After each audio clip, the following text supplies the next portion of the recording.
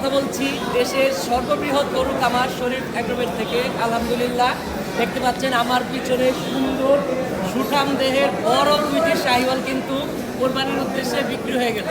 তো এখন আমরা একটু জানতে চাইবো আমাদের সম্মানিত ভাইয়ের কাছে যে শরীফ অ্যাগ্রোভেট থেকে গরু ক্রয় করে ওনার কেমন লেগেছে, ওনার সব মিলে এখানকার পরিবেশ, এখানকার প্রাইস একটু জানতে যাবো। ভাই আসসালামু আলাইকুম, কেমন আছেন?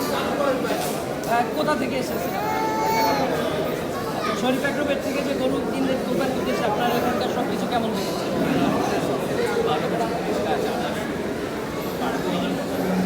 আচ্ছা, এখান থেকে গরু ক্রয় করে খুশি তো? অসংখ্য ধন্যবাদ আপনার মূল্যবান মতামত আমাদের সাথে শেয়ার করার জন্য।